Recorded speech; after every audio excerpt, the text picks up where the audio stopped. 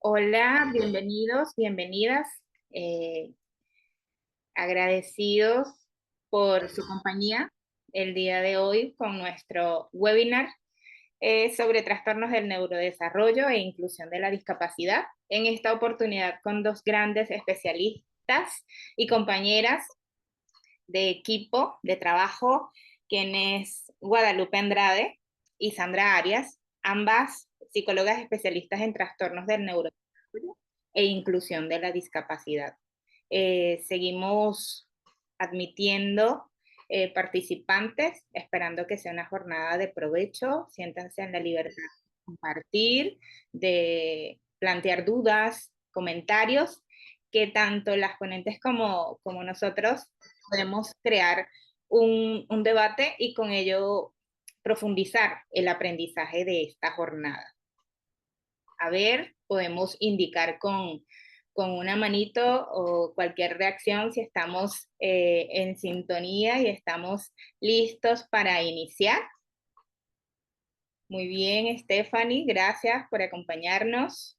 Alan, bienvenido. Ok, podemos dar inicio, chicas, cuando deseen. Hola, un gusto para mí saludarles. Realmente me encuentro satisfecha de que podamos compartir este espacio el día de hoy. Pues también muy afortunada que en este espacio pues voy a compartir con mi colega Guadalupe Andrade, que para mí es un gusto, Guadalupe, realmente desde mi honestidad poder compartir este espacio contigo. Casualmente, mientras compartíamos el hecho de cómo queríamos que se diera esta dinámica, una de las cosas que compartíamos, tanto Guadalupe como yo, era el hecho de que realmente el objetivo es que este espacio del día de hoy pueda ser un espacio de compartir conocimientos, compartir saberes, desde una manera natural, desde una conversación amena, donde ustedes también se sientan parte de esta formación, no solamente estar allí escuchándonos, sino también que considero que cada uno, desde el espacio en el que está, estoy segura que puede compartir experiencias importantes y conocimientos que posiblemente han obtenido desde el rol que desempeñan y que de alguna manera, pues desde las experiencias que ha tenido cada uno desde su espacio, ¿no? Así que bueno, siento que el día de hoy, más allá de traer una facilitación o una formación estructurada, nuestra mayor motivación es que podamos compartir y generar esta comunicación amena y abierta con ustedes, donde podamos conocer un poco más sobre trastornos del neurodesarrollo e inclusión de la discapacidad. Así que para dar inicio pues, a esta tarde de formación, realmente vamos a comenzar planteándoles parte de los tópicos que el día de hoy deseamos de alguna manera compartir y desarrollar en conjunto con ustedes.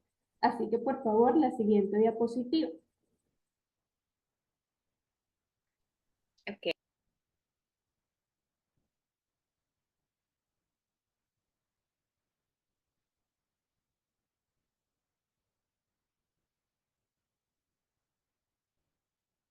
Muy bien.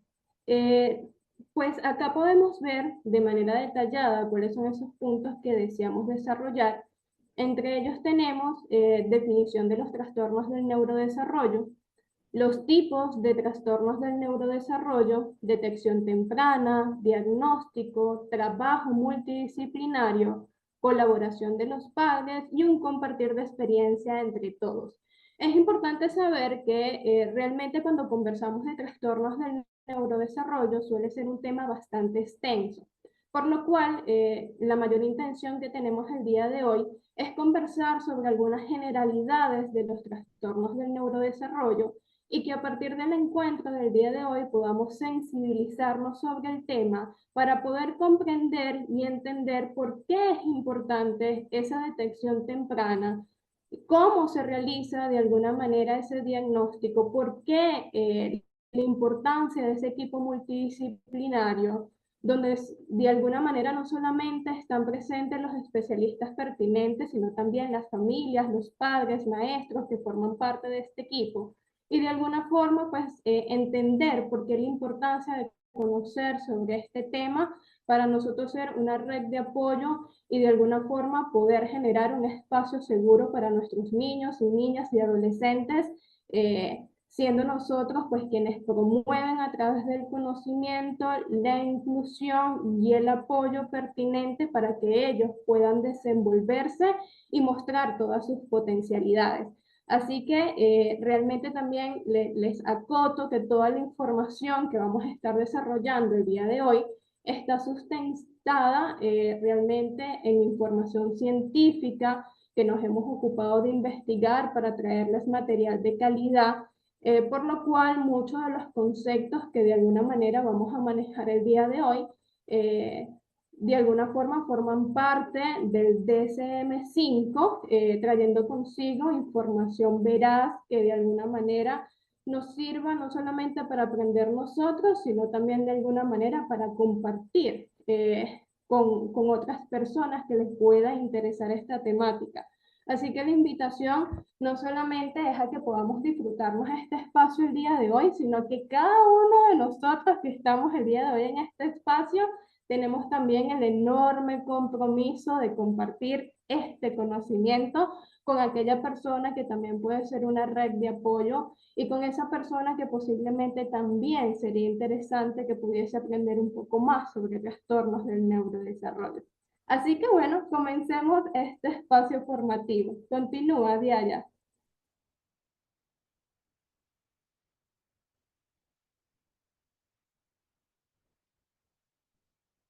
Muy bien, trastornos del neurodesarrollo. Siguiente. Así que bueno, siento que desde mi experiencia, una de las mayores cosas que posiblemente he entendido, que en muchas ocasiones se nos dificulta poder comprender qué son los trastornos del neurodesarrollo. Por lo cual, uno de los espacios también importantes de esta formación es poderlo comprender y entender y conocer de alguna manera qué son los trastornos del neurodesarrollo. Aquí lo tenemos de manera sintetizada, sin embargo, aquí voy a estar para acompañarles a comprender un poco más la temática. Y realmente cuando conversamos de trastornos del neurodesarrollo, sin duda hacemos referencia a ese conjunto de afectaciones que se da en el inicio del periodo del desarrollo. Posiblemente una de las cosas importantes a tener en cuenta, que son esas afecciones que se comienzan a presentar en esa primera infancia y que de alguna manera aparecen, como lo mencionan, de manera precoz en el desarrollo, a menudo antes de que el niño comience la escuela primaria y que se caracteriza por un déficit en el desarrollo específicamente en cada una de las áreas de desenvolvimiento, y que se producen estas deficiencias, por ejemplo, tanto en el área personal, seguramente pues también en el área social, académica, entre otras áreas de desenvolvimiento. Entonces es importante entender que cuando nosotros comprendemos a profundidad lo que es el concepto de trastornos del neurodesarrollo, es importante que podamos ir comprendiendo desde su concepto para que de alguna forma podamos nosotros comprender un poco más todos los tipos de trastornos del neurodesarrollo que pueden existir. Cuando nosotros nos vamos a lo que es el Manual de Diagnóstico y Estadístico de Trastornos Mentales, que es ese manual que utilizamos tanto los psiquiatras como los psicólogos, y que posiblemente muchos de ustedes han tenido como ese acercamiento a lo que es este manual.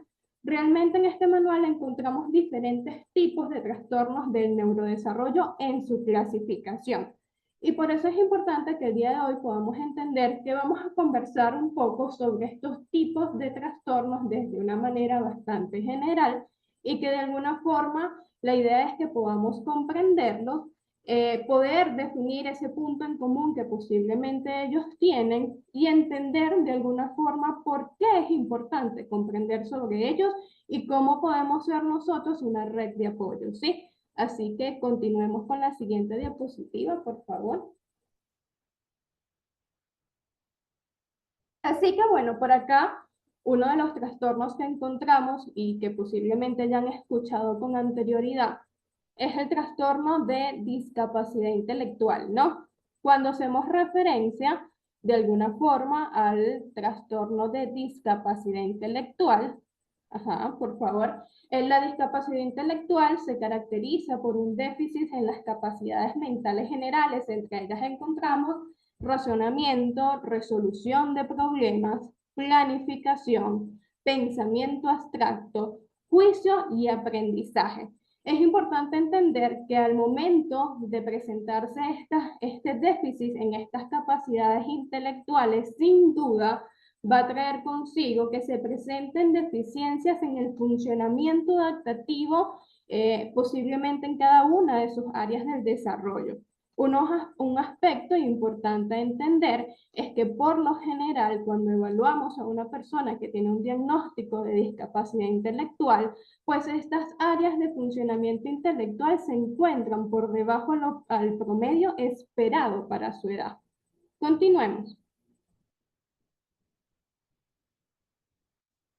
Seguidamente, otro de los trastornos que nos acompaña es el trastorno de la comunicación. El trastorno de comunicación comienza precozmente, ya habíamos conversado pues que cuando hacíamos la definición de trastornos del neurodesarrollo, hicimos mención en ese concepto, posiblemente ustedes lo recuerdan, de esas afecciones que se presentan de manera precoz durante la infancia, ¿no? Y que pueden producir deficiencias funcionales, sin duda, para lo largo de la vida. Entre esos trastornos de comunicación encontramos, por ejemplo, el trastorno del lenguaje, trastorno fonológico, trastorno de la comunicación social, trastorno de la fluidez del inicio en la infancia, ¿no? Los primeros tres trastornos, mencionábamos el trastorno del lenguaje, el fonológico y de comunicación social, implican déficits en el desarrollo, en el uso del lenguaje, en el habla, en la comunicación social respectivamente, mientras que el trastorno de la fluidez del inicio de la infancia hace mayor mención a esas alteraciones de la fluidez normal y de la producción motora del habla. Es importante entender que sí, ciertamente, pues al momento de formarnos o entender cada uno de estos trastornos implica pues una revisión profunda y detallada de lo que son estas características clínicas, pero consideramos que, por ejemplo, parte de lo que hemos visto hasta el momento con estas diapositivas que hemos venido desarrollando es que existe un punto en común. Entre esos puntos en común que tenemos, que aparecen de manera precoz, que pueden afectar diferentes áreas del desarrollo y que sin duda alguna es importante pues ir conociendo estas generalidades. Siguiente, por favor. Un trastorno que posiblemente hemos tenido de cerca en algún momento, sea en el área laboral, en el área familiar, y que pues de alguna manera suelen tenerse muchísimas dudas, y lo digo porque desde mi experiencia como psicóloga, que me he desenvuelto en diferentes áreas, desde mi área laboral, pues he conocido de cerca muchas dudas sobre el trastorno del espectro autista, ¿no? Y que seguramente hemos escuchado más de una vez ciertas características que forman parte, ¿no? Entre ellas, pues ciertamente en algún momento hemos escuchado que el trastorno del espectro autista presenta déficits persistentes en lo que es la comunicación social, ¿no? Siendo una de sus características determinantes.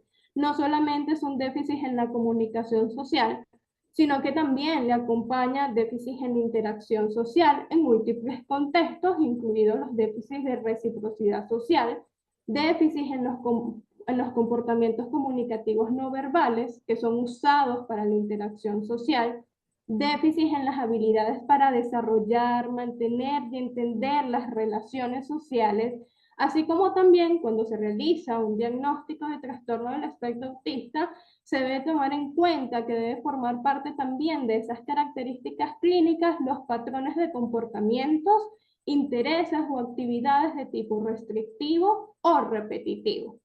Continuemos.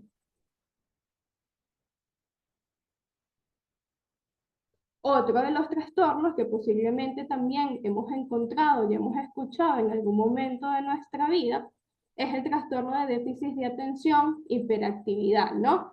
Sin duda, pues estos déficits persistentes están relacionados pues a niveles problemáticos de inatención, desorganización y o hiperactividad e impulsividad, Y es importante entender que sin duda estas características, cuando las notamos, suelen ser características clínicas y que no se encuentran acordes a lo que nosotros vemos compatibles con lo que es la edad y la etapa del desarrollo, ¿no? Por lo cual, cuando hacemos mención a la inatención y la desorganización, implica en ocasiones la incapacidad de seguir ciertas tareas por estas dificultades que se pueden presentar en lo que son en las funciones ejecutivas, así como también cuando hablamos de esta hiperactividad e impulsividad, hacemos mención a esa incapacidad de permanecer sentado e incapacidad para esperar. Es importante entender que, bueno, cuando profundizamos un poco más sobre este trastorno en lo que es el manual diagnóstico y estadístico, podemos entender que, bueno, el trastorno de déficit de atención puede ser con hiperactividad o simplemente presentar lo que es el trastorno de déficit de atención. Que bueno, poco a poco iremos comprendiendo un poco más. Así que hemos ido paseando y de alguna manera hemos ido comprendiendo un poco de cuáles son esos trastornos del neurodesarrollo que entran en esa clasificación del DSM y así damos continuidad a lo siguiente. Diaya, por favor. Ok. Otro de los que forma parte de esa clasificación tenemos lo que son los trastornos motores. Dentro de ellos incluye los trastornos del desarrollo de la coordinación, los trastornos de movimientos estereotipados, ¿no? Entre los trastornos del desarrollo de coordinación, hacemos mención a ese déficit en la adquisición y en la ejecución de las habilidades motoras coordinadas, y en el trastorno de movimientos estereotipados, aquellos comportamientos motores que son repetitivos, sin objetivo, como agitar las manos, mecer el cuerpo, golpearse la cabeza, morderse o darse golpes. Aunado a esto, también tenemos los trastornos de tics, que los acompañan aquellos tics vocales o aquellos tics también motores que forman parte de estos trastornos motores, ¿no? Continuemos. Los trastornos específicos del aprendizaje. Nuevamente hablamos de esos déficits persistentes. En esta oportunidad hablamos de esos déficits que son específicos de la capacidad del individuo, tanto para percibir como para procesar la información eficientemente y con precisión, por lo cual solemos encontrar sin duda alguna dificultades en ese proceso de enseñanza y aprendizaje caracterizado por esos déficits en las actitudes académicas básicas, ¿no? Como puede ser la lectura, la escritura, la matemática, por lo cual trae como consecuencia que exista un rendimiento del individuo, un bajo rendimiento en el individuo en sus habilidades académicas, viéndose afectadas y por debajo de la media de su edad. Es importante, y lo coloco como modo asterisco para que lo tengamos en cuenta, que por lo general las personas o aquellos niños, niñas y adolescentes que tienen un diagnóstico de trastorno específico del aprendizaje cuentan con una inteligencia promedio. Entonces es importante tenerlo en cuenta como una característica precisa, donde por lo general sí existen unos déficits específicos de la capacidad del individuo para percibir y procesar la información, pero que sin duda su inteligencia, esa capacidad intelectual se encuentra dentro de los rangos esperados y promedios para su edad. Siguiente, por favor.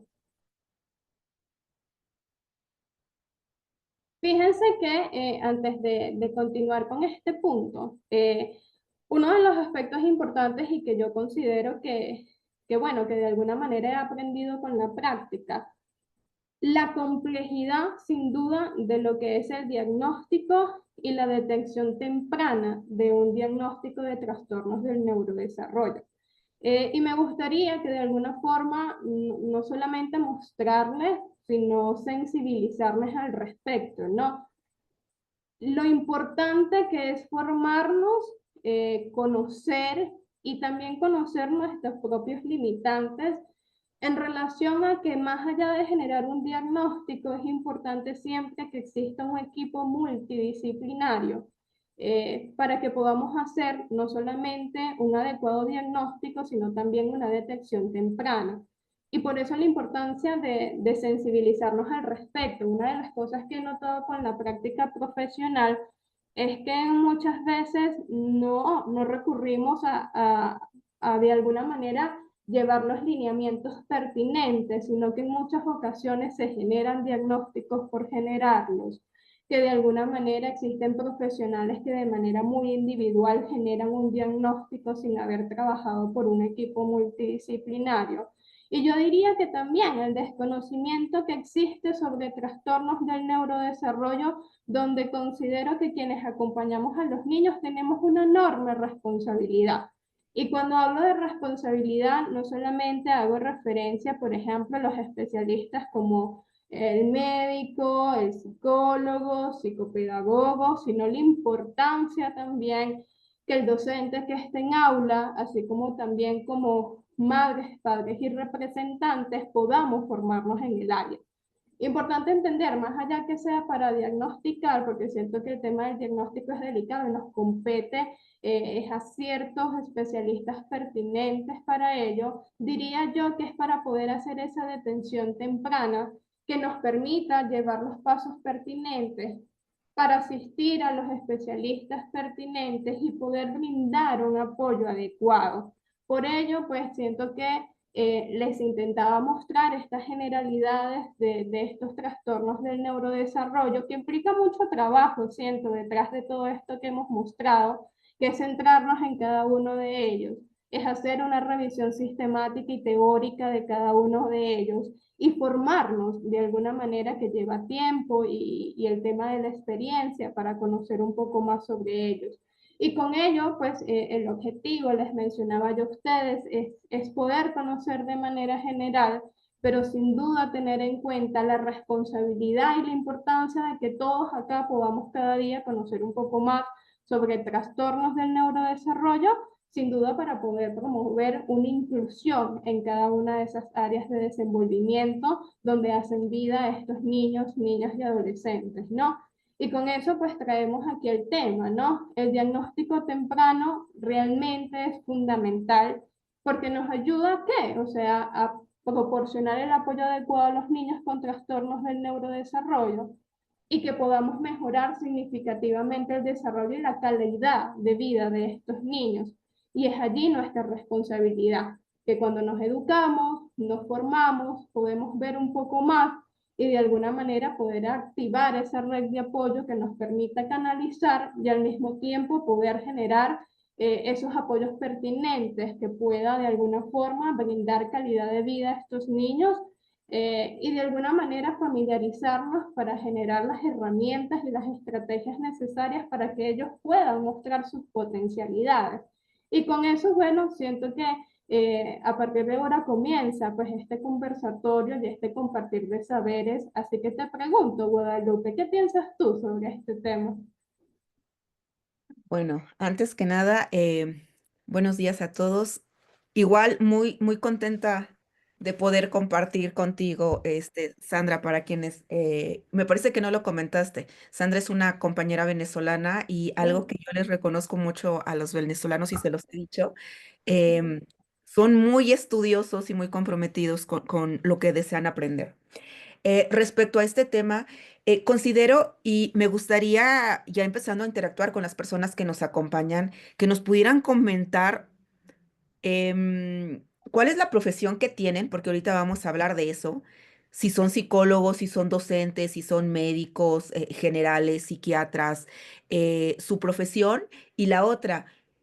¿Qué hacen aquí? ¿Qué hacen escuchándonos en este domingo? Que pudieron haber hecho otra cosa. ¿Qué les mueve para aprender este tema? ¿Por qué? Porque se requiere vocación, ya sea profesional o un interés personal por el otro, para querer dedicar tiempo en conocer un tema. Eso es por una parte. Entonces, creo que las personas que están aquí pueden ser profesionales, docentes o pueden ser familiares de alguien que están mostrando un interés. Hablar de trastornos del neurodesarrollo es una palabra fuerte en el sentido de cuando nosotros no conocemos lo que significa, cuando nosotros empezamos a estudiar, incluso como psicólogos, y nos dicen, vamos a ocupar el manual de SM5. Se escucha muy raro. Em, Ahora, escuchamos el nombre, Manual Diagnóstico y Estadístico de Trastornos Mentales, tan solo la palabra trastornos. Y aparte decir que es mentales, sí llega a preocupar. Empezar a ver si de la manera real lo que es esta palabra compuesta, un trastorno que implica que es algo que me está pasando a mí, que me está afectando en muchas áreas de mi vida y que esto que me está repercutiendo en diferentes áreas de mi vida tiene que ver con lo que pienso, con lo que siento y con lo que actúo. Eso es en general lo que nosotros vemos en lo que nos acabas de comentar, Sandra. La parte de que una persona con discapacidad, porque los trastornos se dividen por sus características, una persona que tiene una discapacidad intelectual le va a costar un poco más de trabajo en su pensamiento procesar la información que le llega. Y al momento de que tarda en procesarla, pues también la conducta llega a ser más lenta. Lo que para nosotros podemos rápido solucionarlo, ellos lo pueden solucionar, pero van a requerir un poco de más tiempo o otro recurso o un apoyo. En el caso del autismo, ¿qué es lo que podemos notar? En la cuestión de emocional, tal vez pareciera que no está estableciendo un vínculo emocional con nosotros. Sí lo establece, pero de una manera distinta. Y la conducta la notamos al momento de que le hablamos y en los casos, porque es por espectros, en los casos tal vez más elevados en el espectro, decimos es de que no me miras, nunca entabla contacto conmigo, quiero jugar y no me agarra el ritmo para el juego. En esta parte de la conducta, en la parte de lo motor, los trastornos motores, no pueden controlar el que de repente mueven el cuerpo sin ninguna intención. Entonces, esto es lo que nosotros, o lo que el DSM-5, este manual que a nosotros nos sirve para entender em, cómo poder hacer un diagnóstico. Y ahorita vamos a hablar de algo que tú comentaste muy acertadamente, quién hace el diagnóstico y el trabajo multidisciplinario. Nos ayuda a entender, esta persona si está en este triángulo, ok, muy probablemente entonces sí pertenece a este grupo con estas características. Eso es un trastorno. Y la parte del DSM-5 que tú lo comentaste, este manual. Sí, Diayani. Sí, Guadalupe, ya que hiciste la pregunta introductoria de cuál es el motivo por qué hoy se conectaran al webinar, por el chat nos escriben. Ludibel habla de buenos días, soy de Guatemala, pedagoga y antropóloga, profesora y me interesa esta temática, ya que tengo alumnos con necesidades diferentes. Gracias. También Lupita Cano nos dice que estudió licenciatura en psicología, la maestría en psicopedagogía y el doctorado en ciencias biomédicas. Mi intención es seguir aprendiendo y actualizándome. Saludos a ambas. También Paola nos comenta que es docente de kinder y mamá de un niño con trastorno del neurodesarrollo con 8 años. Gracias, Yayani, y gracias a Paola, a Dulibel y a Lupita Cano por compartir. Ahorita que empecemos en esta sección donde nada más vamos a estar hablando de sus propias experiencias y ya con esta información también nos pueden decir desde sus propias carreras cuáles son los aportes también al trabajo de los trastornos con neurodesarrollo. Siguiente, Yayani, por favor. Ok. ¿Cuál es el proceso de estos diagnósticos? Si decimos que tiene que ver con pensamiento, con emociones y conductas, muchas veces de lo que comentaba Sandra, ¿quién hace el diagnóstico? Nosotros como psicólogos en realidad no podemos hacer el diagnóstico. El especialista que puede dar el diagnóstico es el psiquiatra, pero si estamos trabajando con niños o con adolescentes, el psiquiatra o el psiquiatra infantojuvenil.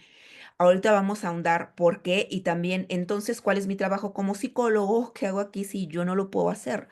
El diagnóstico es decir exactamente, darle un nombre a esto que presenta la persona. A veces en algunos momentos me han dicho alumnos, pero ¿para qué poner una etiqueta? Es feo poner una etiqueta. Aquí no es por el poner una etiqueta, es para dar un nombre a todas aquellas características que engloban lo que tiene la persona. En lugar de decirlo conducta por conducta, nosotros como profesionales podemos darle un nombre donde ya conocemos cuáles son las conductas que muy probablemente están englobadas en esta persona. Ahora sí, es bien cierto que cada persona lo va a presentar en un mayor nivel, tal vez alguna, en un menor nivel otra, o tal vez uno no aparece en él. Pero a nosotros nos ayuda para darle un seguimiento, para entender qué tiene y también cuáles son las teorías, las estrategias para trabajar. ¿Cuál es el proceso? Cuando llegan con nosotros como psicólogos, y eso también es importante que lo conozcan como docentes, cuando llegan con nosotros como psicólogos, necesitamos hacerle una entrevista a los padres.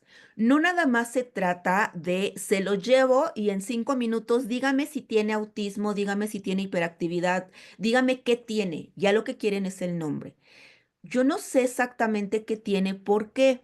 Porque unas conductas, ya con lo que comentó mi compañera Sandra, hay unas conductas que pueden ser un trastorno del neurodesarrollo, pero también pueden deberse a otro factor.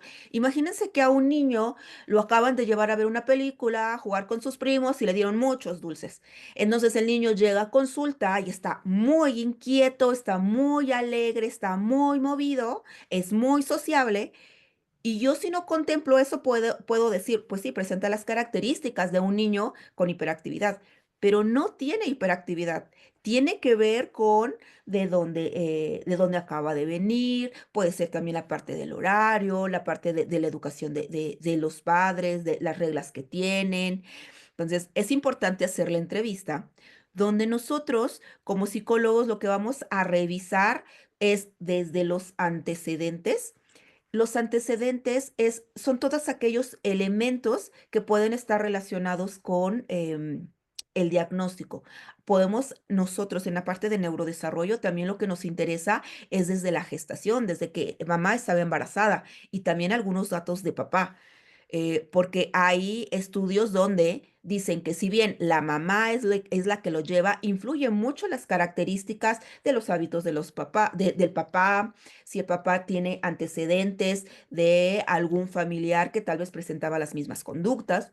Entonces necesitamos conocer cómo fue el desarrollo en el vientre, el desarrollo intrauterino, qué características mostró, por ejemplo, en el parto.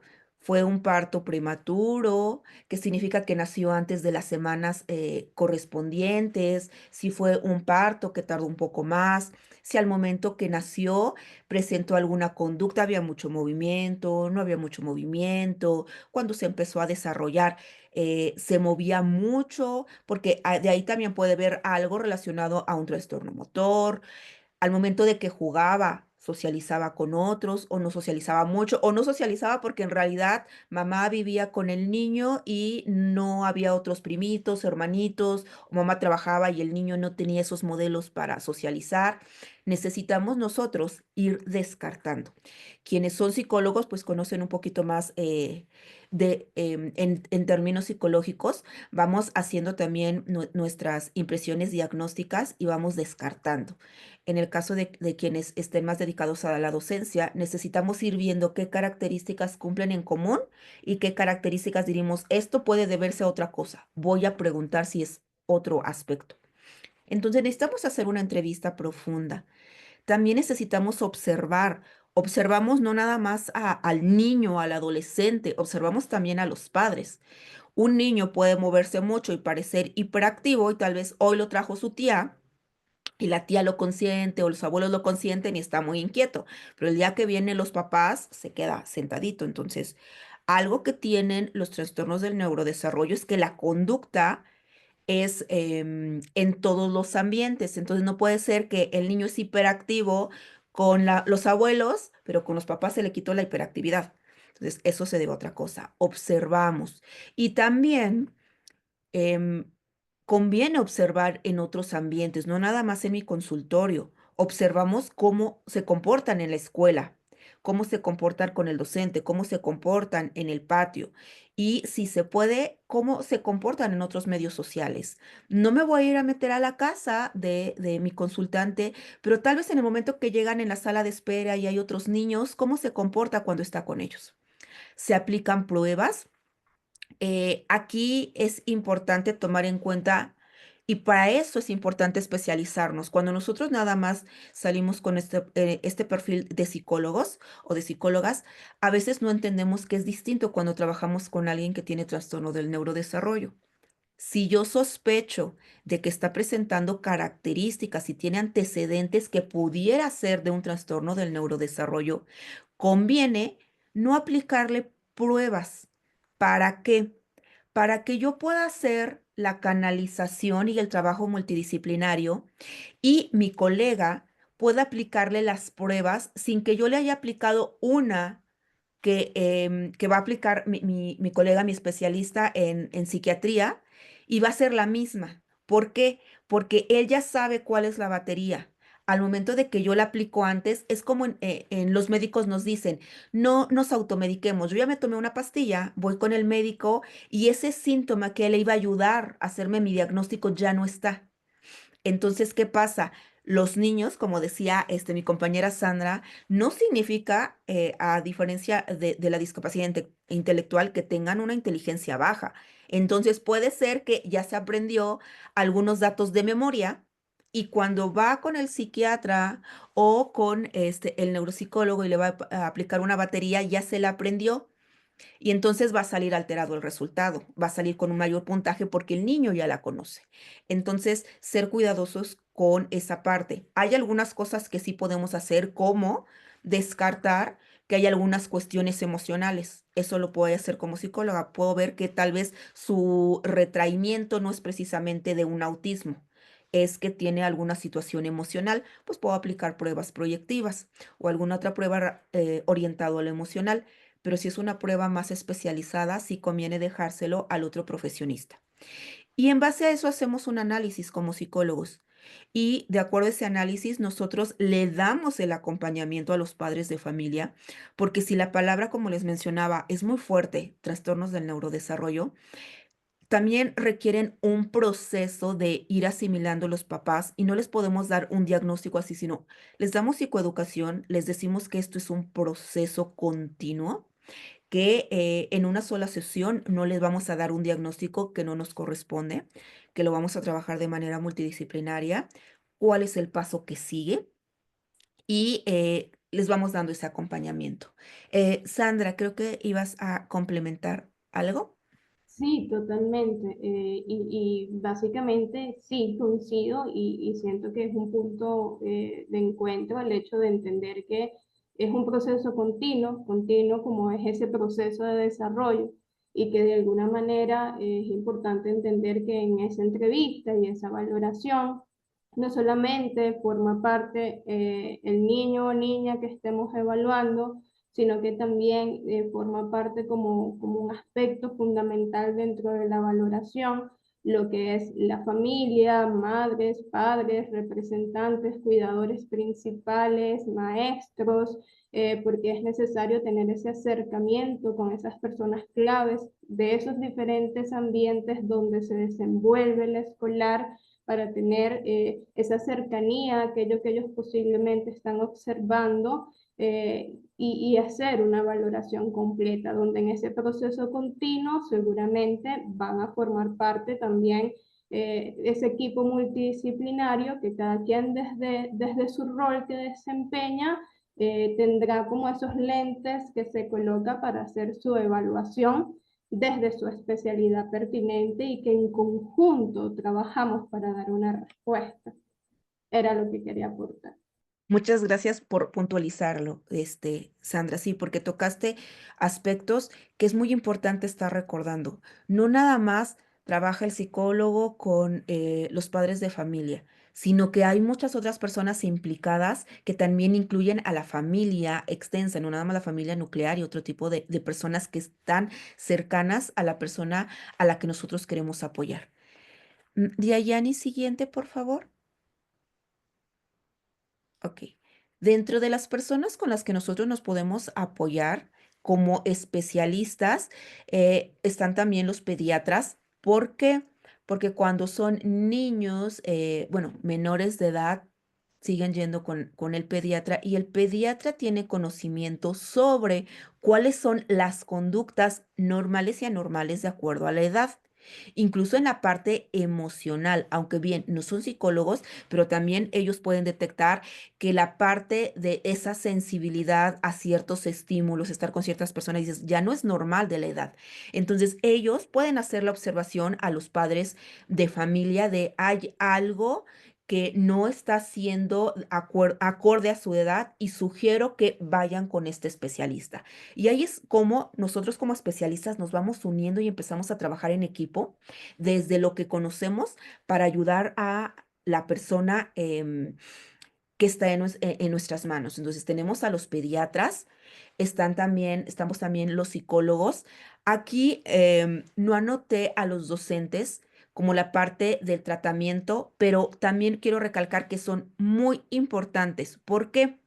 Porque tanto el pequeño, si estamos hablando de los niños y la detección temprana, pueden en una consulta con el pediatra identificar que hay algo que no es normal acorde a la edad. También el docente, con su amplia experiencia conociendo a muchos niños, va detectando que algunos de los rasgos y de las conductas no están acordes a su edad. Este niño ya aprendía a leer, pero este niño ya lo tengo en segundo de primaria y todavía se le olvidan las consonantes principalmente o confunde las letras. Ya no está normal. Yo pensaba que era un leve retraso, pero ahorita ya creo que no es un retraso. Entonces, le hacen el llamado de atención a los padres para que puedan buscar a un profesionista. Entonces, ya sea que le digan, vaya con el pediatra, vaya a checar si no tiene algún problema de salud, de la vista o algo, o vaya con el psicólogo. Entonces, cuando llegan con nosotros como psicólogos, nosotros nos podemos apoyar también del docente para hacerle una entrevista y que nos diga, ¿usted qué ha visto? ¿Qué ha notado? Y empezamos a colaborar. Nos ayudan dándonos información. Nosotros como psicólogos podemos también apoyarnos de un neuropsicólogo que es encargado de evaluar estos aspectos que se dan a nivel mental o de un psiquiatra. Nosotros como psicólogos vamos detectando algunos aspectos y decimos, bueno, considero que podemos tener información de este especialista. ¿Y qué es lo importante del trabajo colaborativo? Que al momento de que el docente lo canaliza conmigo, yo puedo tener información y hacer una intervención más pronta canalizando. Y también yo puedo apoyar al docente comentándole mis impresiones y cómo puede empezar a trabajar con él, incluso diciéndole, estamos claro, con autorización de los padres de familia, estamos en la evaluación, por el momento se puede trabajar así. Y ya cuando nosotros trabajamos con un neuropsicólogo, con un psiquiatra, esto es lo que yo noto. Ellos hacen la evaluación, ellos me pueden regresar la información de este es el diagnóstico, esto es lo que se espera de él, esto es lo que ya se tiene en tratamiento y ya con esas bases yo puedo saber qué trabajo desde la parte psicológica, desde mi consultorio, qué le digo al padre de familia que vaya trabajando en casa, qué le digo al docente que vaya trabajando y todos nos unimos para dar un tratamiento. ¿Me ibas a comentar Per- sí, permiso, Guadalupe, me parece que quieren intervenir. Sí, a mí me gustaría hacer un comentario que tal vez suena rebuscado y lo hemos platicado muchas veces, em, que los papás se creen más docentes que el docente se siente más psicólogo que el psicólogo y el psicólogo se siente más psiquiatra que el psiquiatra. Creo que hay una frase que en México que dice zapatero a tus zapatos. Y yo pienso que el entender cuál es el área de nuestra competencia, así como cuáles son las limitaciones de nuestra profesión, es lo que permite ayudar a los niños. porque a final de cuentas el psiquiatra es psiquiatra, el psicólogo es psicólogo, el docente es docente y los papás son papás y cada uno tiene un lugar muy importante en el trabajo con el niño, que al final de cuentas debiera ser lo que más nos debiera importar. El trabajar en equipo significa el conocer qué es lo que hace el otro, el entender cuál es el área de su pertinencia y al mismo tiempo también entender que hay áreas para las cuales no estamos capacitados, ¿no? Ese es mi comentario. Y respecto de lo que comentas, Ripka, perdón, Sandra, entender que en realidad lo que yo estoy haciendo sí está aportando. Que el hecho de que yo sea la psicóloga y no conozca de psiquiatría no significa que no estoy ayudando en nada. Yo estoy haciendo esas conexiones, que si soy docente, mi trabajo como docente es muy importante porque le estoy apoyando a este niño a algo que no domina como tal el papá. Mi trabajo como papá es darles acompañamiento cuando docente y el psicólogo no está. Entonces, también trabajar esa cuestión personal de ego, de cómo es que otra persona sí lo está haciendo y yo no. No, es de que tu trabajo es importante y sí estás colaborando. Sandra, Sí, totalmente. Fíjate que no sé cómo lo viven o cómo lo van desarrollando en cada uno de los países que diferentes personas están en diferentes lugares acá, pero por ejemplo, algo que a mí me sigue preocupando, pues de este lado de Latinoamérica, en Venezuela, es cómo se sigue trabajando de manera individualizada y no se está responsabilizando el tema del equipo multidisciplinario. Continúo viendo informes de psicólogos que realizan un diagnóstico de trastorno del neurodesarrollo sin haber trabajado con el equipo multidisciplinario. Las instituciones toman a la ligera como que, bueno, pero dame un diagnóstico y muchas veces se lo exigen al psicólogo y es preocupante y me gusta mucho como tú lo mencionas, porque es el hecho de entender que cada rol de cada especialista sí es muy importante y siento que cada quien desde su área juega un papel fundamental para la evolución del escolar, pero también es importante entender que realmente la complejidad implica que se haga una evaluación pertinente como debe ser y es un tema de responsabilidad y hasta de ética. Y lo que más me gustaría es que en este compartir de saberes podamos promover y sensibilizar también a otras personas sobre la importancia de este equipo multidisciplinario, porque es tan básico como nosotros pensar que, no sé, existe un escolar que no sigue instrucciones, pero sin una evaluación pertinente, ¿cómo sé yo si ese escolar está escuchando adecuadamente o si existe alguna alteración orgánica, biológica que pudiese estar interfiriendo? Y cada quien tiene que estar desde su área. Yo muchas veces lo comento, soy psicóloga, no soy médico, y por eso necesito que el otro también me diga, mira, desde tu área puedes tú. Y es eso, es trabajar desde un equipo multidisciplinario que es fundamental y que lamentablemente todavía continúa mucho desconocimiento y que la importancia es que todos nos comencemos a educar al respecto. Ripka, querías comentar algo. Sí, esto que mencionaba Sandra y por lo menos aquí lo que se vive en Israel es que hay, es un poco más duro esto de el delimitar, ¿no? Justamente para no meterte en el terreno de otro. Esto es un docente debe tener claro que no es psicólogo, sí que es docente y como docente es necesario que trabaje con un psicólogo, porque el psicólogo va a aportar desde el área en el que está especializado, ¿no? Y así con muchas otras profesiones que trabajan en el, digamos, en el área escolar. Entonces, y yo creo que además el crear estos espacios donde incluso entre psicólogos o entre docentes podemos intercambiar experiencias, porque aún si tenemos la misma formación, nos podemos, puede haber esta situación de la interconsulta, ¿no? Donde podemos pedir un consejo ante una situación en la cual tal vez se nos acabaron las herramientas. Se vale preguntar, no es que lo sabemos todo. Y también la manera de trabajar, porque yo en algún momento durante la formación yo les decía, a mí esto no me lo enseñaron durante psicología general. Fue hasta la especialidad que lo vi y que vi que esta parte no nada más se trata de decirlo, ve al psiquiatra y luego regresas. ¿Por qué? Porque hay que ver desde esta parte humana a los padres de familia que el hecho de haber una sospecha, la angustia o el miedo, dejarlos solos sin el acompañamiento, ve, tú buscar solos y ya luego regresas, es como responsabilidad.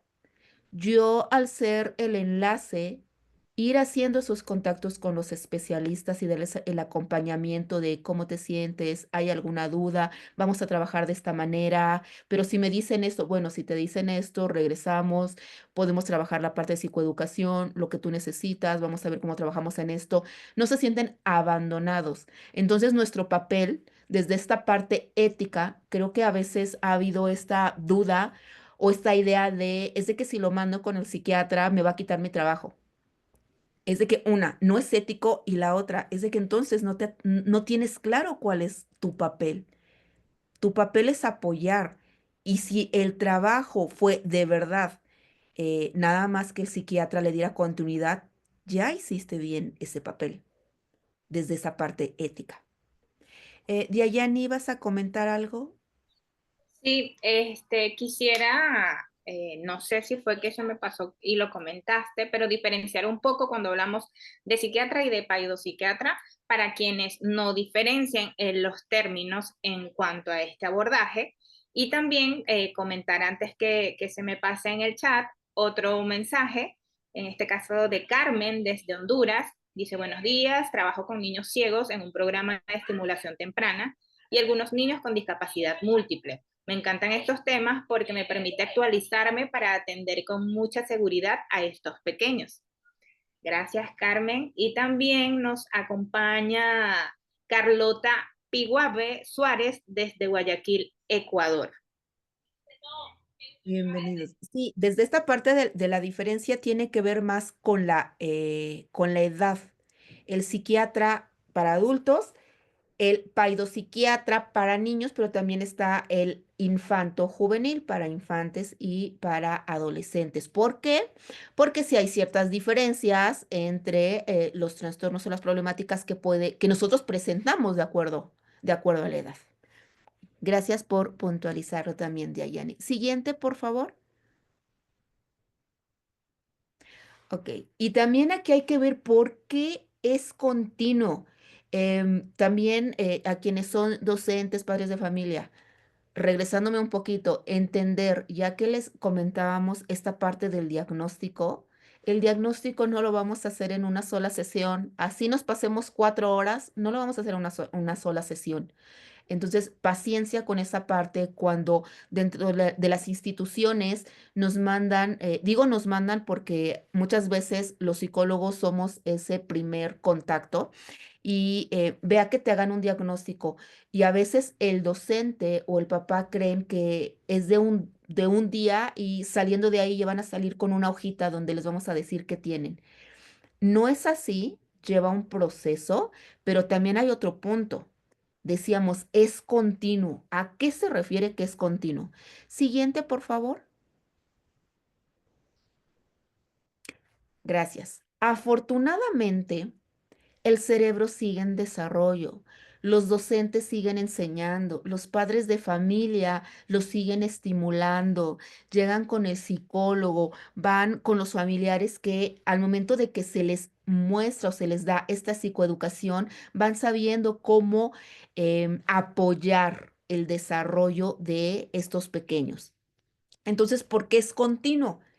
Porque no nada más se trata de que ya cuando lo trabajamos de manera multidisciplinaria se le dé un diagnóstico y está así, una etiqueta. No, es estar evaluando continuamente y ver cómo ha ido cambiando, que algunas cosas que tal vez al inicio no podía hacer, ahora ya puede. Por eso es un proceso continuo. Yo les decía al inicio, les compartía, a nosotros nos ayuda a tener el nombre para saber qué características tiene, pero no hay que casarnos con esa palabra, ¿Por qué? Porque somos humanos y nosotros vamos cambiando. Si bien no hay un tratamiento, un único tratamiento, una pastillita que yo me la tomo y con eso ya se me quita un trastorno del neurodesarrollo, que también a veces es la duda que hay, y con qué medicamento se le quita, no es así.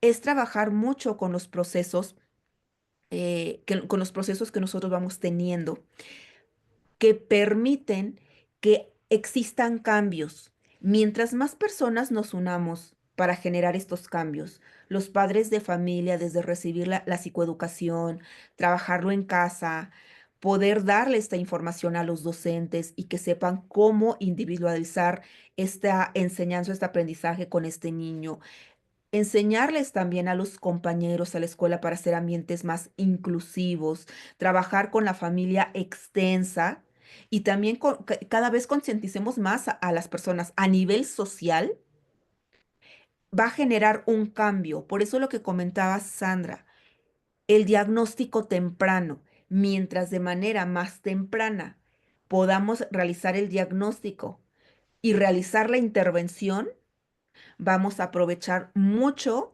de estos cambios que se generan a temprana edad. Entonces, por eso debe de ser continuo. No es poner una etiqueta y que con eso se quede el resto de su vida. No, a nosotros nos sirve para entender, pero la persona que está enfrente de nosotros es una persona que va a seguir desarrollando capacidades y más si nosotros estimulamos. Y también aquí hay un punto para que no haya esa confusión. Algunas sí van a tener cierta limitante. Por ejemplo, un ejemplo, nada más sería la discapacidad intelectual.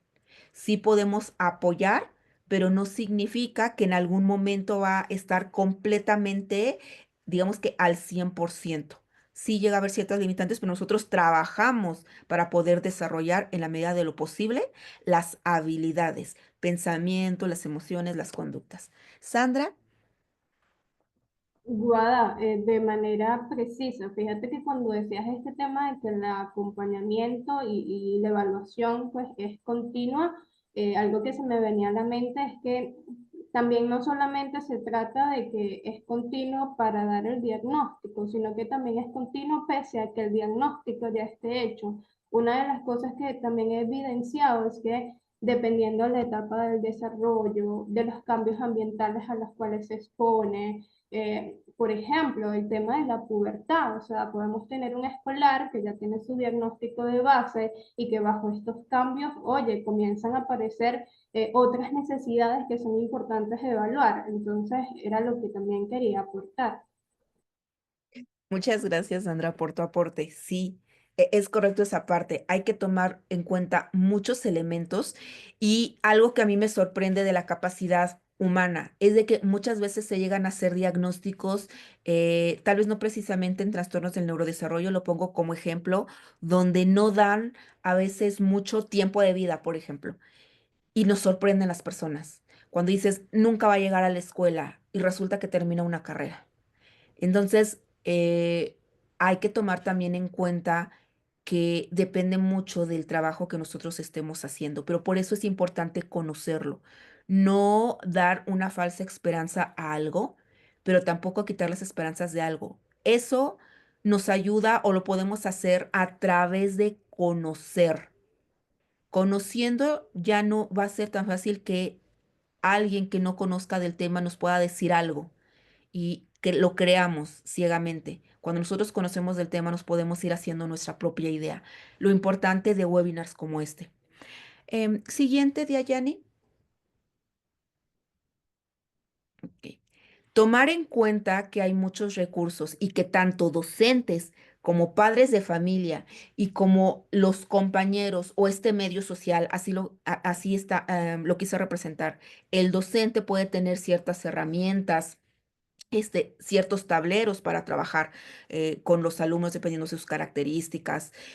madres de familia que pueden trabajar la parte tal vez de coordinación, ayudar, o cuando nosotros nos implicamos en este aspecto social, que es muy importante empezar a concientizar. Así como en WhatsApp les mandamos el emoji, la noticia a la vecina, al amigo, ¿por qué no empezar a difundir este tipo de temas y que cada vez haya más personas que les interese y quieran aprender este, lengua de señas, braille, quiera saber el uso del bastón y tal vez quien tenga una tienda diga, bueno, ahora ya entiendo que no voy a poner algo a mitad de la calle que una persona que es ciega puede llegar a lastimarse.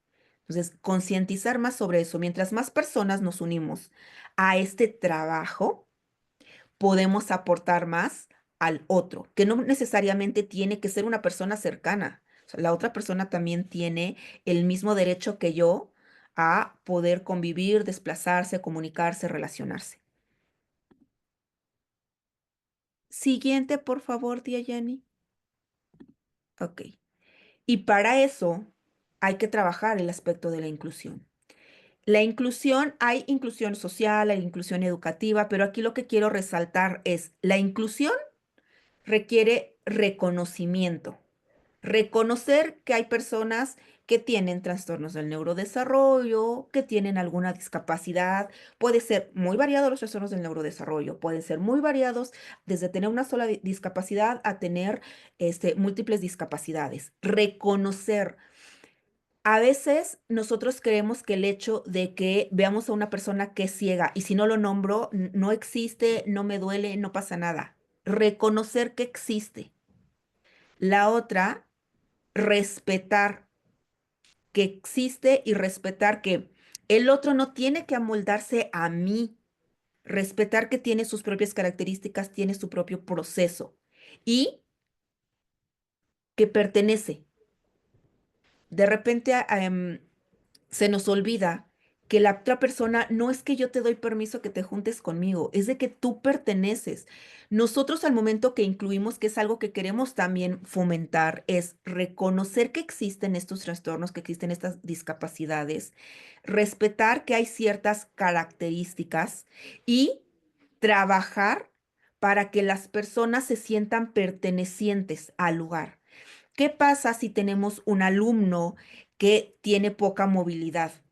No se siente perteneciente si todos los demás niños se van a jugar y es el único niño que ya lo dejé ahí porque, yo también siento feo y hago de cuenta, como siento feo, hago de cuenta que no lo veo y mejor miro hacia otro lado. ¿No? Reconocer que existe ese niño que tiene una discapacidad motriz o que hay un niño que tiene un trastorno motor, lo reconozco, respeto que no es que me esté faltando el respeto, no es que sea grosero, no que se controla, entiendo que le está pasando algo, incluso también el respeto desde no burlarme, no hacer chistes y darle los recursos para que se sienta perteneciente al lugar donde está. Es mi alumno que se sienta perteneciente a esa clase. Es alumno de la institución perteneciente. El autismo, que es lo que podemos notar en la cuestión creo que no está estableciendo un vínculo emocional con nosotros. Creo que se ha metido de un audio de algo, pero no sé de qué. Bueno, siguiente, por favor. Entonces, ¿por qué aprender de trastornos del neurodesarrollo? Siguiente, porque yo puedo aportar desde la especialidad que tengo, pero para eso necesito conocer sobre ese trastorno del neurodesarrollo. ¿Cómo puedo yo hacer ajustes si no entiendo cuál es la característica del trastorno del neurodesarrollo? Si tal vez dentro de mi aula tengo un niño con algún trastorno del neurodesarrollo, pero tengo algún niño con alguna otra discapacidad, ¿qué ajustes hacer si no lo conozco? Entonces, como docentes, se pueden hacer estrategias de enseñanza adaptadas, pero ¿qué adapto? Necesito conocer las características del niño. Apoyo individualizado. También se pueden modificar y adaptar los patrones de enseñanza-aprendizaje al niño y a su entorno. Un niño que esté, por ejemplo, con autismo, no quiere decir que como no quiere convivir y se altera, entonces mejor lo aíslo. Necesito modificar las dinámicas que yo ya tenía planeadas para los demás niños, porque esta siempre me ha servido año con año, pero ahora este alumno me requiere otro tipo de estrategias para que también se sienta perteneciente.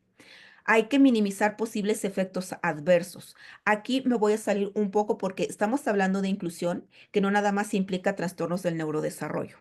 ¿Qué pasa si un niño ya tiene una debilidad visual? El hecho de que yo le dé materiales que van a forzar más su vista, en realidad yo estoy fomentando estos efectos adversos. Entonces necesito minimizarlos que pueden derivarse de este trastorno. Puedo acelerarlo, puedo provocar que le cause otro tipo de daños. Mejorar el pronóstico de los trastornos del neurodesarrollo. El pronóstico, para quienes no somos psicólogos, tiene que ver mucho sobre qué tanto puede haber mejoras de acuerdo al diagnóstico que se le dio. ¿Cómo puedo mejorar este pronóstico? Pues mientras más personas nos vayamos uniendo, mientras nosotros como docentes empecemos a implementar estrategias, entonces el pronóstico también va a mejorar. Es diferente a que una sola persona esté trabajando con alguien, a que varias personas estemos colaborando al trabajar con alguien. Y fomentar mucho el entorno inclusivo. A veces se hacen modificaciones a las escuelas, aunque por lo menos acá en México ya se empieza a trabajar o ya se ha trabajado la parte de inclusión, pero muchas veces se pone la rampa porque no lo solicitan.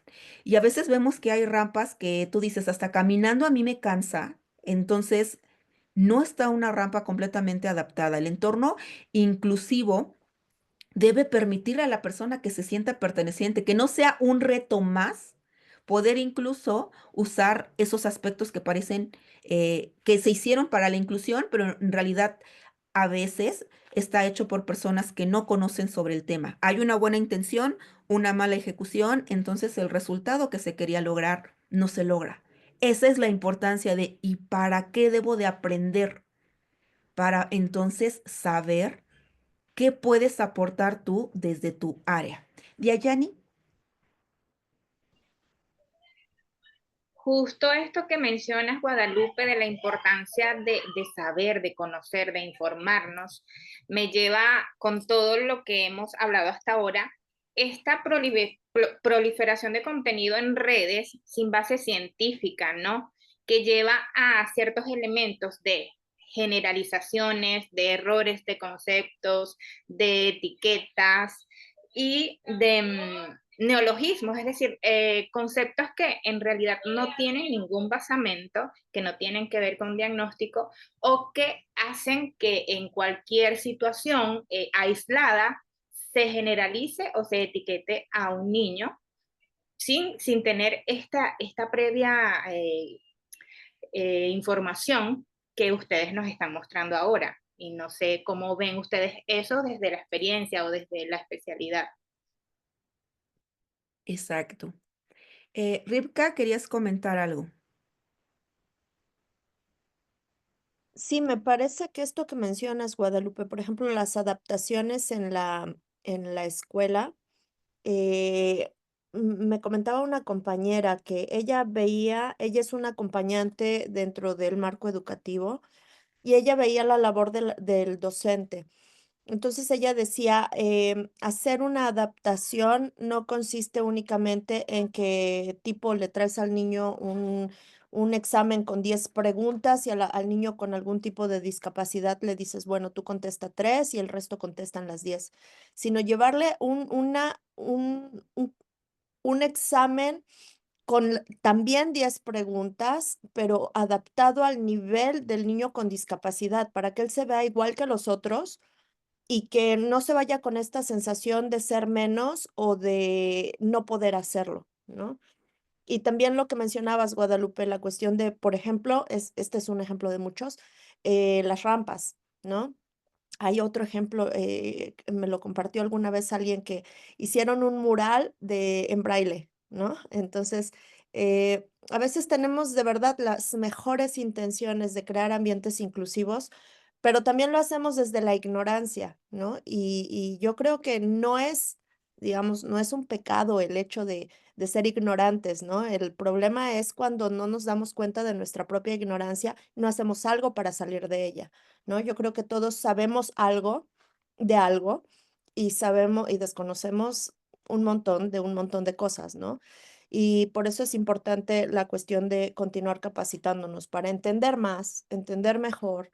Y bueno, lo que mencionabas, Guadalupe, por ejemplo, algo como las rampas que deben tener cierta inclinación para que justo las personas con sillas de ruedas puedan subir o bajar por las rampas y perdón por mi expresión, pero que no se maten tratando de hacerlo, ¿no? Pienso que para eso es imprescindible entender qué se necesita hacer desde cada área, ¿no? Eso podría competirle, por ejemplo, a un arquitecto. Y bueno, ojalá que algún día podamos llegar a estudiar arquitectura, pero en tanto no lo podamos hacer, tendremos que trabajar con un arquitecto. Gracias, Ripka. Siguiente, Diayani, por favor. Ok. En esta parte implica acercarnos a muchas metodologías y a muchos recursos. No quiere decir que tengamos que, como una obligación, pero existen muchos recursos, ya sea que sea LSM, lengua de señas, braille, que trabajemos con pictogramas desde el uso de la tecnología, que yo luego veo los alumnos o he visto a mis alumnos o cuando veo alumnos de licenciatura que hacen sus materiales para trabajar sensibilidad. Y yo en algún momento, y yo se los compartía, yo conocía esos materiales, pero yo no comprendía para qué. Era una materia más, trabajamos la parte de sensibilidad, siguiente tema. Y esta parte de estar en la carrera y después tener un interés o tener un familiar o simplemente el hecho del interés hace que nosotros preguntemos lo que decía Ripka, ¿no? Lo que decías, eh, no es tanto la ignorancia, es estar preguntando. ¿Y qué significa ese librito? Porque noto que está en blanco, pero lo tocan. ¿Y qué significa eso que están haciendo con las manos? ¿Qué significa eso que están tocando? ¿Para qué es? Estar preguntando. Y muchas veces quien tienen experiencia son las mamás. Las mamás que tienen algún niño con discapacidad conocen esos temas. ¿Por qué? Porque no siempre implica tener la carrera. Implica que tengas las ganas de conocer para poder ayudar a otro. Aquí me refiero en la parte de comunicarte, no en la parte de hacer los diagnósticos. Conocer para ayudar a otro porque me quiero comunicar contigo, entonces voy a aprender tal vez un hola, un gracias, un adiós. Quiero conocer, ahorita ya hay recursos, por ejemplo, quienes les gusta Instagram, de reglas con puntitos. Entonces tú nada más la presionas y cada una tiene letra. Esta es la presionas en la hoja y ya te pone el puntito que significa la A. Ahora quiero la B. Tal vez podríamos decir, es muy tardado, sí, pero quienes queremos comunicarnos, vamos a invertir en eso. Quienes queremos comunicarnos con nuestro amigo, invertimos en eso. Entonces implica respetar, reconocer que hay personas que tienen otra manera de comunicarse y que no nada más les voy a pedir, sí, pero tienes que hablar y escribir como yo, sino encontrar un punto común de, ok, si yo también te estoy pidiendo esto, entonces, y no lo puedes hacer, y me interesa comunicarme o tener una relación contigo o que te sientas más perteneciente a, yo también me comprometo a ir aprendiendo un poco de la manera en la que tú te puedes comunicar. Siguiente, por favor. Colaborar con los padres. La colaboración con los padres es esencial. Hay que fomentar mucho. Afortunadamente, muchos papás les interesa, pero también habrá algunos otros que simplemente es llevarlo con el docente y usted compóngalo, llevarlo con el psicólogo y usted arréglelo, pero es importante la colaboración con los padres. Nosotros como profesionistas no podemos hacer mucho sin su colaboración. Entonces, el que los padres colaboren garantiza que los niños que tienen trastornos del neurodesarrollo reciban apoyo adecuado, tanto en la escuela como en casa. Ahorita te cedo la palabra, Sandra, por favor. Los padres deben ser parte activa del proceso educativo, trabajando junto a maestros y otros profesionales para desarrollar e implementar estrategias efectivas.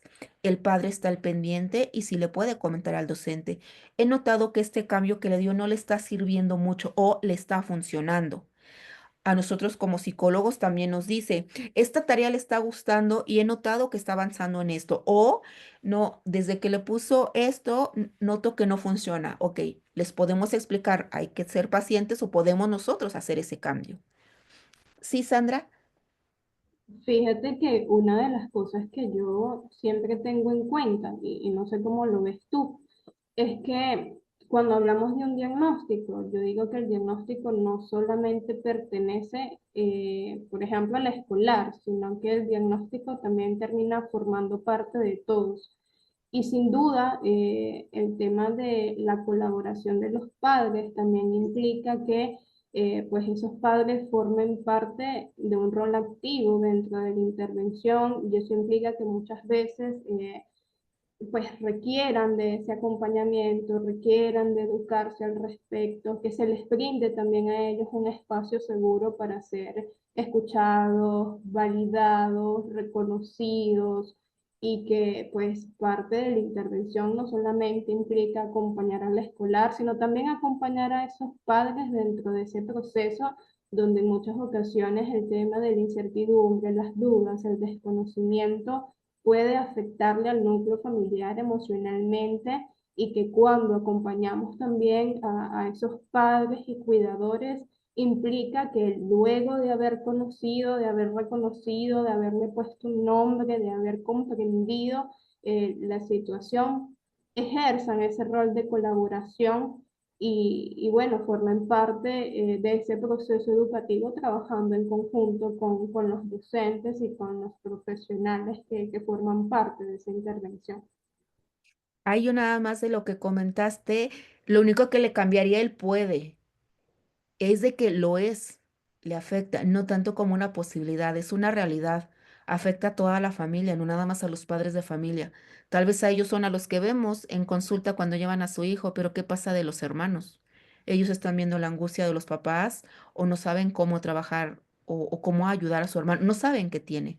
Yo en lo personal he empezado a implementar ya desde hace un tiempo el hecho de que cuando trabajo con adolescentes principalmente, bueno, más bien entrando ahí ya a la pubertad, trabajo con el consultante, pero también trabajo con los papás la psicoeducación y trabajo aparte con los papás el desahogo emocional.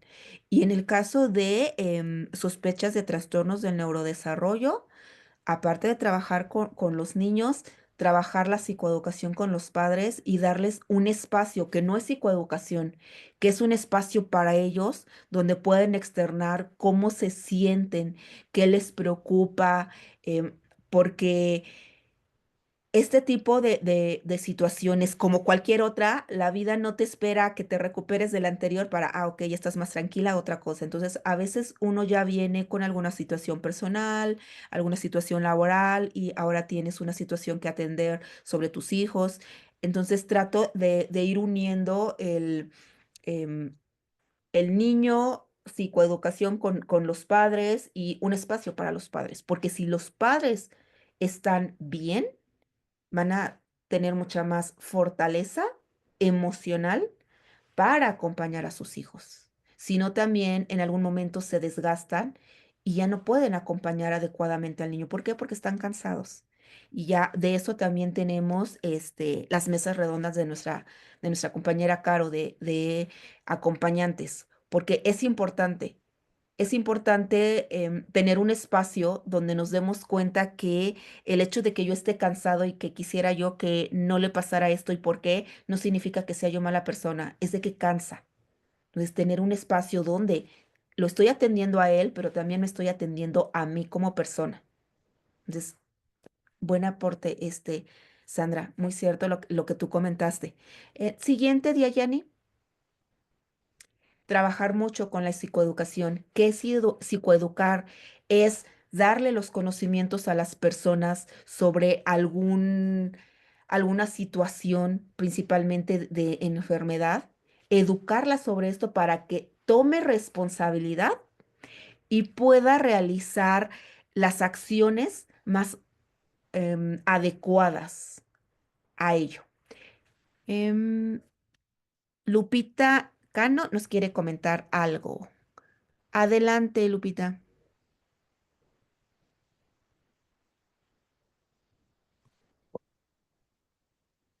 Ah, sí, es que lo puse en el chat.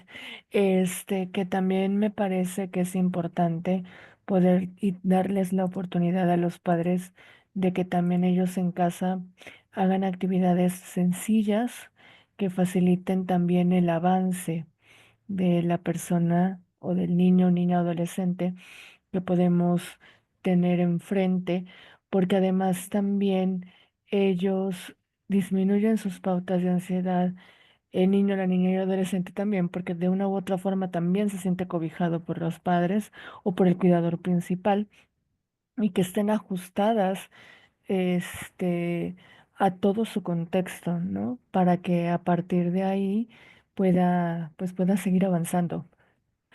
Gracias. Muchas gracias, Lupita. Sí es cierto, la parte socioeconómica, ajustada a la parte socioeconómica, porque si no, lo que les estamos dando es un estresor más. Muchas veces, em, si bien es cierto que es difícil llegar a un especialista, una porque a veces no conocemos sobre a qué llegar, a quién llegar, otra por la cuestión económica, sostenerlo. Y todavía que estoy aquí, el tratamiento no lo puedo sostener, muchas personas se van, pero al momento de que ya llegaste con quien era y te vas, en realidad duele más. Incluso yo podría decir que a veces duele más el hecho que de no saber, porque ya lo tenías y no pudiste acceder a él. Entonces, para evitar también ese desgaste, hay que ajustarlo a las situaciones. A mí también me gusta preguntar al momento de que hago la entrevista, no sé si se vayan a quedar conmigo porque llegaron conmigo, pero tal vez en algún momento por la situación económica pueden decidir ir, no sé, a un DIF o a otro lugar, también es muy válido. Me gusta hacer en la entrevista y checar cuáles son, y también sirve para el diagnóstico, cuáles son los hábitos que tienen, cuáles son las rutinas. Y yo les digo a los papás, no se trata que les ponga yo a hacer algo que les va a estresar más y que no pueden. Que les diga yo ahora quiero que pasen 5 horas efectivas con su hijo, cuando dentro de la entrevista ya me dijeron que apenas si pueden llegar a cenar y a dormir. Entonces trato de ver cuáles son los ajustes que se puedan llegar a hacer, se los comparto y yo les comento a ellos si les puede ser funcional o ustedes coméntenlo o ustedes adáptenlo, pero les apoyo a que vean otra opción desde incluso desde su tiempo, el tipo de trabajo que tienen, las actividades que realizan. Debemos de ser un apoyo, no mostrarles eso bonito y decirles, mira, no lo puedes obtener, pero si lo obtuvieras, las cosas serían mejor. Entonces, eso depende mucho de la creatividad del perdón, el especialista. Apoyar. Gracias, Lupita. Siguiente, Diayani, ya casi concluimos con esta parte. Bueno, de antemano un agradecimiento de parte mío, de parte de Sandra, por el interés en haber dedicado un tiempo de su domingo a tomar algo que muy probablemente no es para ustedes, no para ustedes a nivel de ustedes lo tienen, sino es para otros, porque implica mucho de su compromiso. El tiempo es de lo más importante. Entonces, cuando nosotros nos dedicamos a esto, es que hay una vocación o un algo mayor que nosotros que nos mueve. Entonces, agradecidas por el tiempo que nos dedicaron para escuchar, para aprender un poco más, para compartir y por la parte muy participativa en la que ustedes estuvieron con nosotros a través de los mensajes. Siguiente, Chani, por favor. Listo. Entonces, las escuchamos si alguien quiere compartir sus experiencias también para que Dayani nos comente de acuerdo al tiempo, cómo estamos. Tal vez a veces cuando tenemos menos tiempo nos animamos a hablar más rápido. A eso iba, que ha estado tan entretenido que el tiempo nos pasó volando. Sin embargo, está abierto el espacio para quienes deseen compartir, comentar y también comenzar a hacer el cierre. Tenemos un espacio también de anuncios por nuestra compañera Irene Peraza. Y finalmente vamos a terminar con una canción que nos va a compartir nuestra querida Rivka. Así que, Sandra, ya que Guadalupe hizo un inicio de cierre, quisiera saber si quieres comentar algo a modo de, de reflexión de la experiencia por mi parte y creo que comparto lo de muchas personas que asistimos hoy. Fue totalmente nutritivo, amplio, concreto y de verdad nos llevamos mucho contenido de valor para nosotros mismos y también, como dice Guadalupe, para ayudar a otros en este camino. Fíjate, Diaya, que una de las cosas que yo siempre menciono y cuando trabajo también en consulta es que me gusta mucho el que podamos mantener una relación horizontal. Y a qué hago mención con eso, o sea, el hecho de que existe aquí una cercanía, que de alguna manera, pues, aquello que ustedes aportan para nosotros es importante, que es un tema de construcción de conocimiento, que de alguna forma nosotros estamos aquí tal vez facilitando las bases del contenido, pero quién es más que ustedes que posiblemente desde su área también han tenido experiencias significativas. Y yo siento que una de las cosas que también nos llevamos hoy es que cuando hablamos de inclusión, también hablamos de esta responsabilidad que estamos teniendo el día de hoy nosotros para educarnos, para formarnos, pero también para llevar esta información a otras personas que posiblemente pues también pueda interesarle y válido, o sea, el hecho de que la mayor intención era que pudiésemos compartir conocimientos desde una comunicación amena y cercana. Y bueno, feliz de compartir este espacio con ustedes y nada, bueno, encantada también Guadalupe, Diaya y todas las compañeras que el día de hoy asistieron. Y válido, bueno, encantada de estar acá. Así que bueno, estoy segura que continuarán estos espacios formativos a los cuales pues van a estar siempre invitados. Muchas gracias, Sandra. Gracias, Guadalupe. Excelente ponencia. Por acá les dejan en el chat. Excelente, chicas. De Marie. Lisbeth, excelente. Muchas gracias. Stephanie, una disculpa. Tuve que atender a un paciente. La grabación de la ponencia sí la vamos a tener disponible. Igual vamos a anunciar cuando esté disponible el video del webinar de hoy para que puedan revisar y ver los quienes no pudieron estar de manera sincrónica. Muy buenas tardes, sí, vamos a compartir la grabación del webinar, claro que sí, muy profesionales, dice Lisbeth, sí, muy profesionales. Bueno, Eileen, te escuchamos sobre los anuncios que nos traes el día de hoy. Hola a todos, soy Aileen, colaboradora de IDP. Espero que hayan disfrutado y aprendido del webinar sobre trastornos de neurodesarrollo e inclusión de la discapacidad con nuestras expertas ponentes egresadas de la especialidad de nuestro proyecto Infancia y Desarrollo Pleno. Si desean obtener su constancia de participación, les estaré dejando el link en el chat para que puedan rellenar el formulario y bueno, ahí solicitarla y en los próximos 7 días les voy a estar enviando su constancia. Espero que haya sido de enriquecimiento a nivel personal y profesional.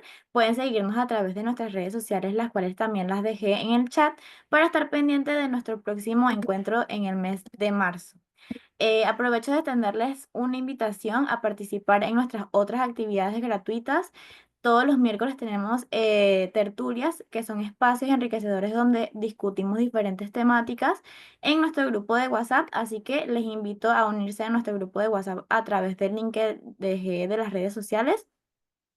También tenemos un espacio donde contamos con cuidadores, donde comparten experiencias con expertos vía Zoom. Nuestro próximo encuentro es el 9 de marzo y se hablará sobre la temática del impacto del cuidado en la vida laboral y profesional. Y la próxima tertulia es el 26 de febrero y se hablará sobre la gimnasia cerebral en la discapacidad intelectual.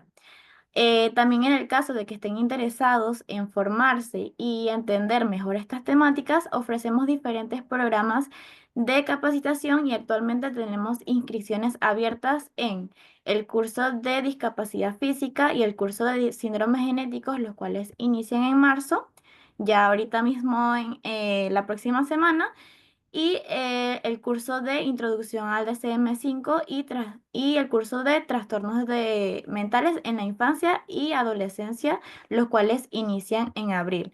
También contamos con un diplomado en trastornos del neurodesarrollo que también inicia en abril. Y para aquellos que deseen profundizar y especializarse, contamos con la oportunidad de la especialidad y maestría en trastornos del neurodesarrollo e inclusión de la discapacidad, del cual son egresadas nuestras ponentes del día de hoy, Guadalupe y Sandra. Bueno, si están interesados en inscribirse en estas capacitaciones, les invito a escribirnos a través de nuestras redes sociales, ya las dejé allí en el chat. Y recuerden que en IDP nuestro objetivo siempre va a ser promover la educación y la inclusión. Así que muchas gracias por participar y los esperamos en nuestro próximo webinar. Rivka, puedes compartir. Gracias, Diayani. Gracias, Guadalupe. Gracias, Ailín, Sandra, a todas las compañeras que están presentes, Stephanie, Mari, muchísimas gracias por su participación. Y bueno, efectivamente los vamos a dejar con una canción que compartió, que tradujimos para ustedes. Este tipo de música se encuentra en el canal de YouTube de la revista de Bimestral Arte, Cultura y Ciencia, que aquí nuestra compañera Guadalupe es justo la directora de ese proyecto. Es uno más de los proyectos de Bimestral Arte con Responsabilidad Social. Esperamos que hayan disfrutado de este espacio y muchísimas gracias por su asistencia. השם הוא אבא טוב והוא תמיד מתפאר בי, רואה בי רק את הנקודות הטובות. רואה שאני רוצה להיות טוב, רק לא יוצא לי, וחסרות לי כולה כמה תפילות. והשם הוא גם ראה את הרצון שהיה בי, כשניסיתי לא אמרתי נואש. רואה בביזיון שלי, במהות שהרגשתי, איך התחלתי שוב כל יום מחדש. והשם יתברך, תמיד אוהב אותי ותמיד יהיה לי רק טוב. והשם יתברך, תמיד אוהב אותי ותמיד יהיה לי רק טוב. ויהיה לי עוד יותר טוב, ועוד יותר טוב, ועוד יותר טוב, ועוד יותר טוב, ועוד יותר טוב, ועוד יותר טוב, ותמיד יהיה לי רק טוב.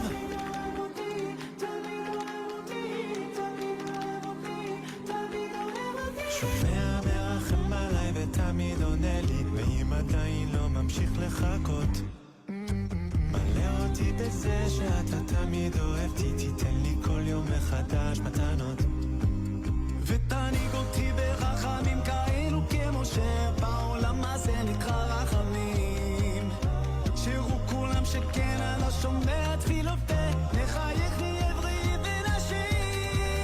והשם יתברך, תמיד אוהב אותי ותמיד יהיה לי רק טוב. והשם יתברך, תמיד אוהב אותי ותמיד יהיה לי רק טוב. ויהיה לי עוד יותר טוב, ועוד יותר טוב, ועוד יותר טוב, ועוד יותר טוב, ועוד יותר טוב, ועוד יותר טוב, ותמיד יהיה לי רק טוב. ותהיה לי פרנסה, תהיה לי עשירות, ורווקים ורווקות יהיה להם זיווג, תהיה גם רפואה שלמה ובריאות איתנה, חיים יפים מאושרים שנה אחרי שנה. השם יתברך, תמיד אוהב אותי ותמיד יהיה לי רק טוב. והשם יתברך, תמיד אוהב אותי ותמיד יהיה לי רק טוב.